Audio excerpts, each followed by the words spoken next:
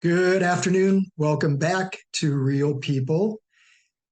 We're going to have a conversation today with Shahrbanoo Hamza about her life experiences, her journey, the courage she has shown to pursue being a woman with a voice and an artist and a mother. So, thank you for spending some time with us, Shahrbanoo, and tell us, what is the story you want to share with us? Thank you, David, for putting this interview together. I personally listened to a few of them and I really enjoyed, and they are really interesting stories. Like, and I'm so glad to be here.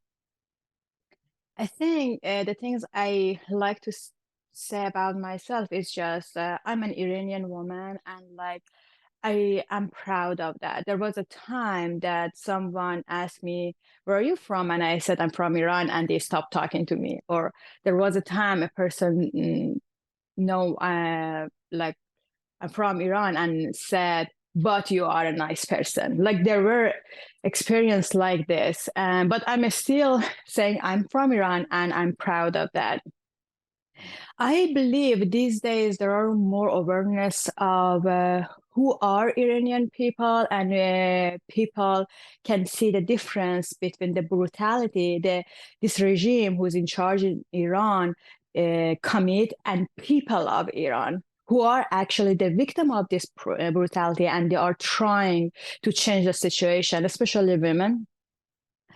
Uh, as you might know, like law in Iran is against women. Like just by being a woman, you are outlaw, you are outsider. There's something wrong with you, or you are all the time in the wrong.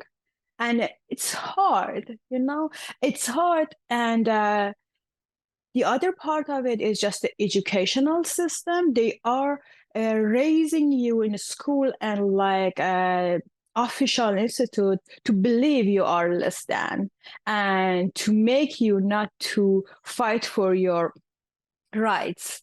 And I'm glad to say they did not completely succeed. Women of Iran are fighting, and I'm so proud to say I am fighting in my own way. I'm not in a street and in these days, and I believe it's just a hard fight. And we lost many women. We lost many young people. Many people lost their health, their eyes, and many families lost their loved one. But we are still fighting. When did you come? When did you make the decision to leave Iran and to come here? And can you talk a little bit about what that decision was like? Because you're proud of being an Irani woman and you love your country. So how did that feel having to make that decision? It was not easy. It's just I remember we actually talked about it. Like, I'm glad that I get a second chance to start over, to be alive. Like, I'm not really sure if I was back home in what situation I was, right? I'm glad about that part. But like the fact that you put whatever you have in two suitcases and leave, it's just not easy, right? Like the fact that it's 5 years that I could not hug my mother, right? Uh, like I could not walk through the neighborhood that I love, the smell, everything that you adore, or maybe you actually don't even think about it unless you lose them, right? It was not an easy decision. I was 33 years old, and I was like personally, I was in a very bad situation. Like I was divorced, and like situation is very hard on women back home. Like socially is uh, I can't say today, these days is better, but still there are a lot of pressure of women who need to get divorced, and it's just not as acceptable. Uh, the process of being in court is very hard. Like if you are a woman, you have to go to court and like earn that divorce. But if you are a man and you say, I don't want to live with this woman, that's okay. You just you're divorced. That's okay. But for a woman, it's just very hard, and the process is hard. And after that, I remember I felt really bad, like in the like intellectual level. I knew I did the very good decision of my life. I needed to do that, right? But there was that social pressure that I talk about. I felt that. I remember I was in a meeting and I caught myself talking kind of softer. So, why I feel this shame? Why I feel this guilt? I didn't do anything bad. I can actually say that was a really brave decision, right? But it was not easy, and uh, that was one of the reasons that I felt like a dead end, and I wanted to start over. I wanted to give myself some project to focus on, and I started working on my English, and I have like some support from my family, and it worked out. But I didn't know it's gonna work out. That was a risk I took, and I can say not everyone can do that. Like, not everyone can take that risk and have that resources. That's why, like, I'm really hoping that we can change the government. Like in my personal level, life, I changed my life. Like I have a new opportunity. I have a little family that I love here, and everything. But like there are many women in Iran who are stuck there. I can't say all of women in Iran are hostages of the government. The way life is, the law is against you, and if you're lucky and you have good men in your life, like your husband, your father, you're lucky. If not, they can torture you, and the law support them. Uh, and that's the focus of my practice, I can say. When I work as a painter, and when I put shows together as a curator, and when I just put conversation together, I don't know if you can call that activism, but I just like to hold the conversation together to share, and the level of the conversation change each time. Like there was a time the only thing people knew about Iran and people from Iran was through media. And I can say the government controlled that. But these days, because of many people who had to immigrate, we exist here. And like I have some friends uh, who trust me. And when we have that intimate conversation, even if the things I'm saying is just totally different from whatever they believed till now, it has the effect on them. They listen to me, and I know there are many of us, and like this talk that you host, like I get the opportunity to talk, and I use that to, I don't know how effective it's going to be, like how long it takes for us to change this government, especially because they have like very complicated way to stay in power. Like these days they are trying to bring war in the country, like from the from kind of supporting terrorist group in other countries. They try to bring war inside the country for them to stay longer in power.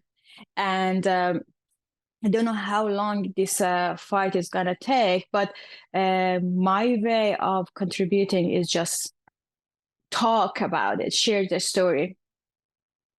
Our mutual friend Gina from Heartland College Development Department, one day we were having a conversation and I was struggling because I'm not really somebody that goes out and marches, or somebody that shows up at every event. And I often feel guilty, but in my daily life, I try and do things that, like this conversation where somebody has an opportunity to learn about this real person, this Irani woman who's shown incredible courage just to be a woman and an artist and a mother. So creating opportunity. And she said to me, I learned very early on that there's a difference between being an advocate and an activist.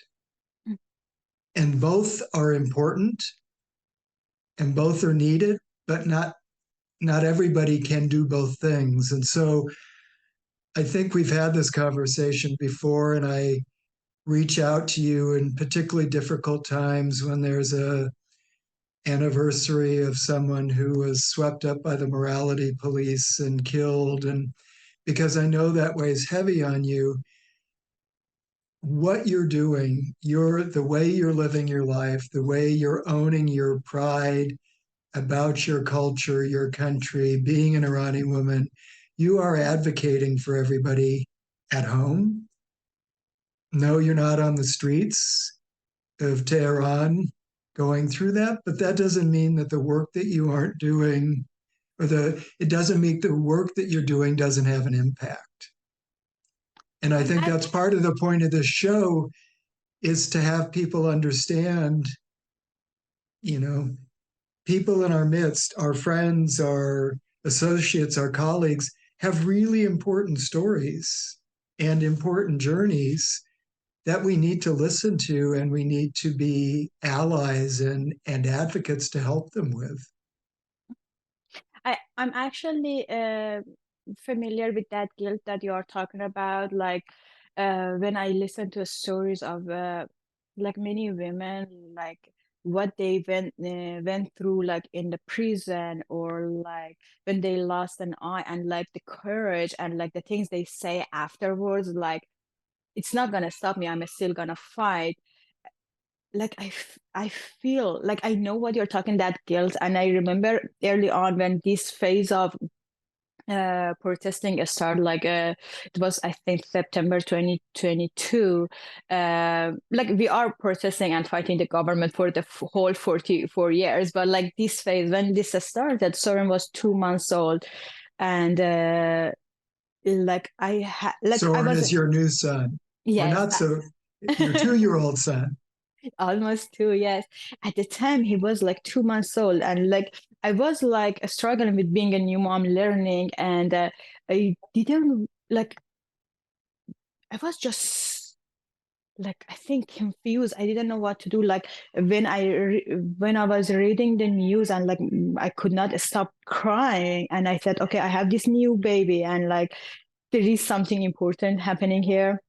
And the way I like dealt with the situation was like during the day I did not have any phone, and I did not think about the whatever.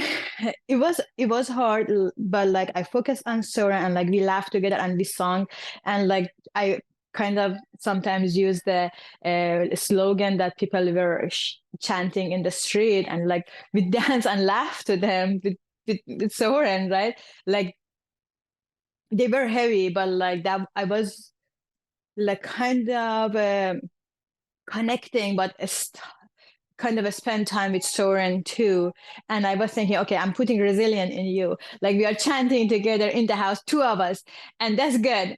And like at night when I was putting Soren down, I took my phone and like I caught up and like a story like about the news, because at the time I thought, okay, people need to know about us, because government is going to shut down the internet like always it does, and kill like thousands of people again, and like not like in the world it's like nothing happened. And I need to do something. I need to use social media to bring awareness. And I think this time, like with many people, Iranian and our allies, our voice reached more people. um, but that was that was the situation I was dealing with, and kind of managing my guilt and like say, okay, this is the part, even if not big, this is the part I am able to, and I'm focusing on the things I can do, and like that was my best. That's it's more than your best. So, how do you use your art, your own painting, and now as a curator, how do you think your life experiences and this journey shape your art? I think I didn't have the hardest life that an Iranian woman can have, but I had my share of hardness. Like I have in my personal life, I have a lot of things that I need to deal with still, and I'm still like processing. And that's how art helped me. Like when I do to go to my studio every day, at least for 1 hour, and that that 1 hour is my time to stay sane, and it's just so important. And like in the gallery I put that in my like in my agenda, I can say, or goal, to like tell people, to bring more people in the gallery and like share this message that art can help you. Like you don't need even to be an artist, like professional artist, but art can help. And there are some times that like I hear the conversation, or like art gallery just like need a lot of budget, maybe it's not that necessary, or like the question of budgeting, which I understand, but sometimes I think the importance of art and how much art can like help our student, our audience in general, but especially our student in their life, because we don't know each of them life how it's gonna be, right? But if they have this equipment, if they have art in their toolbox for life, they can use it later on. Like going to art galleries and see a visual show is even like free, like it's just not gonna cost you. But I have friends who didn't go to any gallery until they were like 40, 50. And I love for us to help to that age to become younger and younger, and people can communicate and know like art is a safe place to bring conversation. And in my personal level I'm using that. And if you saw my painting, there are stories in there. There are some figure, like my pieces are some on the edge of figurative and abstract. There are things that comes out of my soul that maybe I'm not still comfortable to talk about, but they are there. And when I showed, like when I work, that's happened. Then when I put a show together, I have the opportunity to talk about them and like bring people to tell their story. And like I had a lot of wonderful conversation in the show reception. And actually we were talking about this before this conversation. Many American women relate completely to the thing I'm talking about, to being a woman and how it affects your life, how you are not heard enough, not because you are a woman. Because you're a woman, you have to try like 6 times harder. And American woman here can relate to my conversation, to the things I'm saying, maybe in different levels, but there are still wonderful conversation in the reception. And in the gallery, when we are putting shows together from other artists, still is the conversation, listening to other people's stories and give them the opportunity to share and take those conversation to the classroom. That's wonderful. I love that. And like we are focused on social justice and environmental issues more than other thing. Uh, but the whole thing is just that educational aspect of the gallery that I really like to keep. And I know that you've done a really good job of creating an opportunity, again, as the advocate, creating the opportunity for Irani women to be able to show their art, whether it's photography or printmaking or dance, or speaking of their dance, Shahrazad, your sister, but you've created this platform for them to have a voice, even when necessarily they might not have one at home. So tell me, tell all of us about this upcoming show that we're working on together. Okay.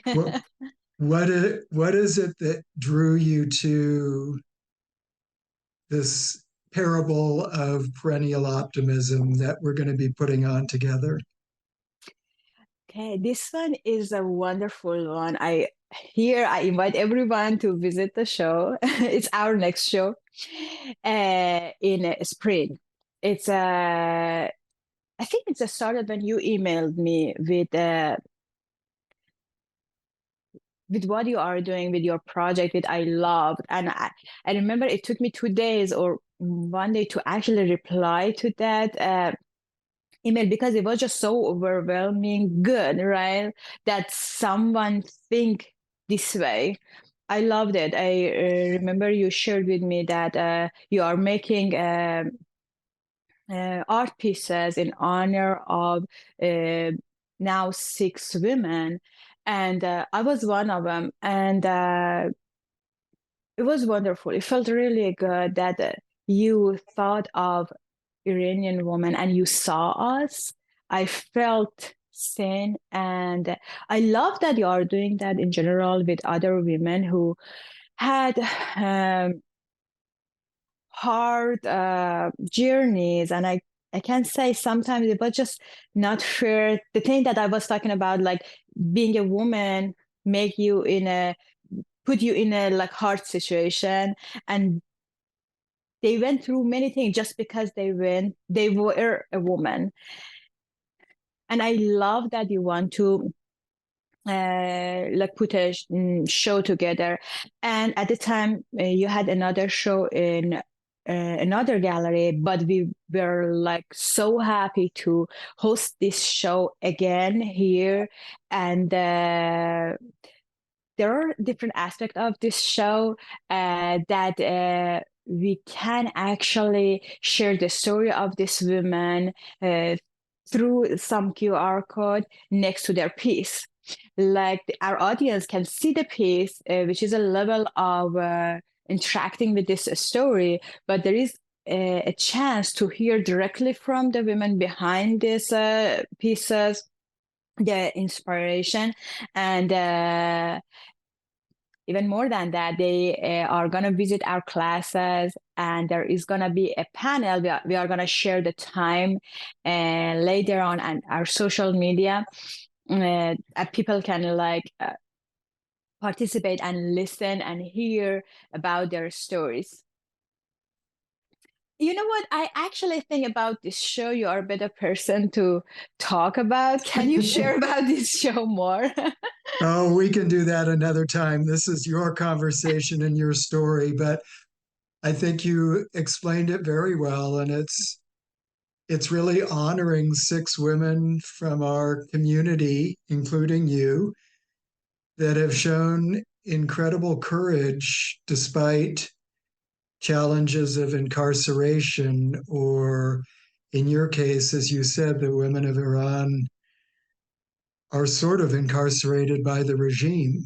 They are literally incarcerated in many cases, but they are also, their lives are incarcerated by this regime. And you chose to find your voice and to use your voice and to take difficult steps, you and Shahrazad, to come here and to start again without forgetting about your home or your culture, but becoming advocates for the women that are fighting and struggling at home. And I think each woman has their own story of difficulty, of decisions, good decisions, bad decisions, things that have impacted their lives. And it's really um, it's the story of perennial optimism. That's the show is called Perennial Optimism, but it's what nature teaches us every year, even when something looks dead or dormant,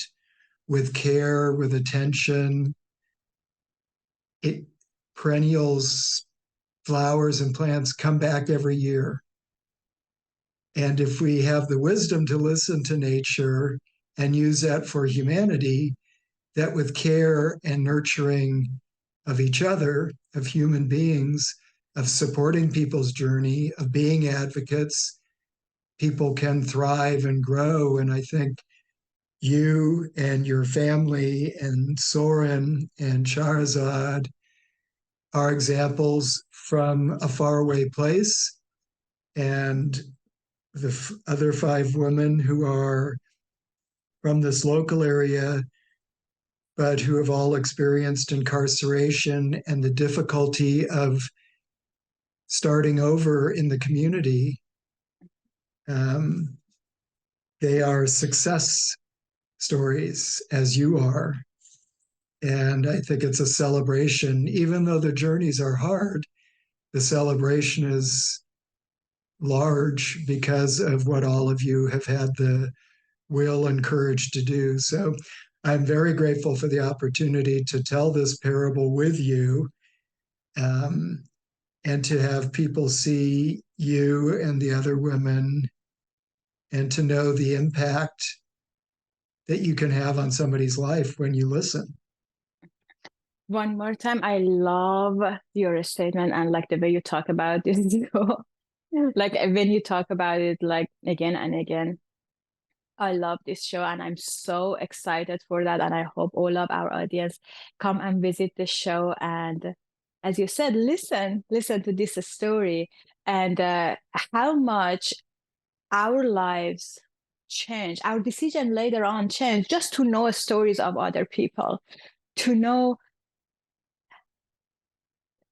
like I remember about like religion. It's just a very hard conversation, religion, right?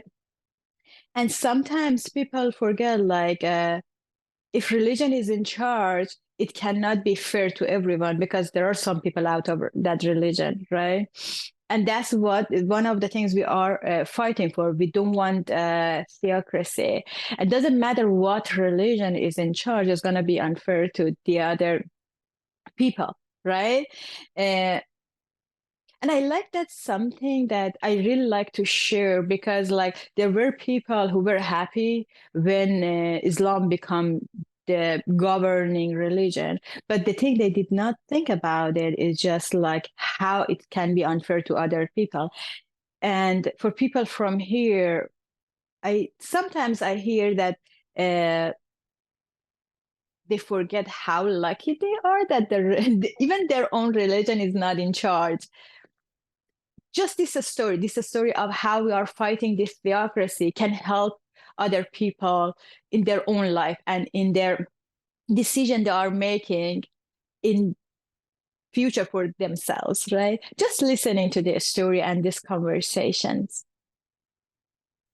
It is my great pleasure to call you an associate, a fellow artist, and a friend, and to be able to work on this together. And I thank you very much for taking the time today to talk about a little bit of your life. And we look forward to seeing you at the show, you in person, and you, the sculpture. Um, so thank you. Thank you so much. I there was something I wanted to share. I forgot the piece behind Sure. me. It called My Last Scarf, and you see a row of a scarf, and the very first one in front is my last scarf, the one I came here from home 5 years ago, and I kept it. I kept it for so long because that was the element of hope, like someday I can go back home and visit my family again. And at the same time, whenever I saw it, it's just a symbol of being oppressed because I hated that scarf. didn't want to wear that scarf, right?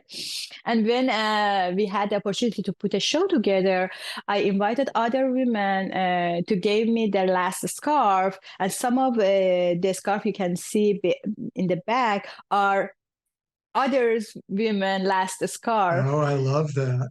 Yeah, and this is one of yeah, my favorite piece about being a woman from Iran. I love it. Thank you so much for taking time today. Thank you so much for this opportunity again.